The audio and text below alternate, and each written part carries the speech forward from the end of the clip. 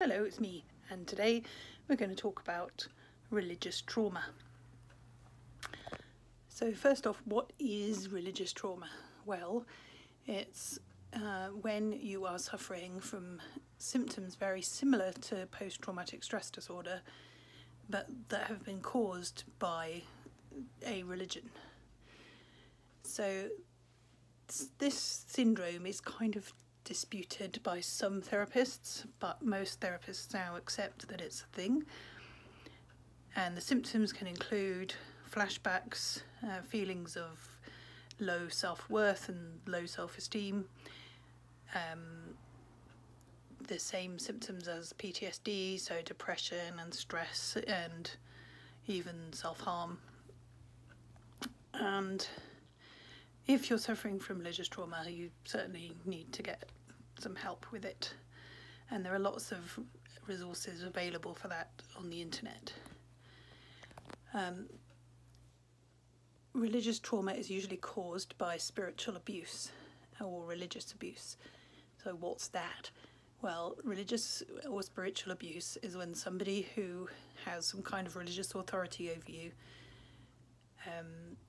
tries to control every aspect of your life, and they will typically shout at you or denigrate you for not complying with their wishes. Sometimes it can involve sexual abuse. More often it's just being very demanding about your choices in life and trying to dictate what you should feel, think, wear, eat, and so on and so forth. One specific category of religious abuse is the ex-gay so-called movement, which is where people have been told that their sexuality is wrong, and then they've spent thousands of dollars and thousands of hours trying to quote-unquote pray away the gay. And this can result in some really serious trauma because it can affect people's careers because they don't end up going to university because they spent too much time going to boot camp to pray away the gay.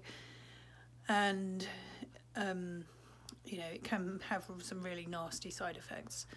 So if you've been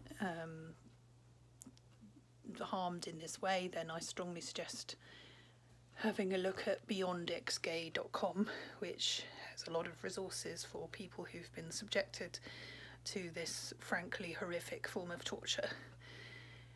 And then another form is where people have been targeted because of their gender or gender expression or gender identity. So typically this will happen to trans people, but can also happen to cisgender people and non-binary people, because if you're not conforming to the gender binary in some way or other, then there are certain fundamentalist groups that will attack you for that. And clearly that can be very traumatizing, especially if the abuse has gone on for a very long period of time. So again, there are resources to help with that, and there are lots of books that can help you. Now, I have just finished writing a book called Changing Paths, which addresses what is religious trauma, what is religion, what is religious trauma,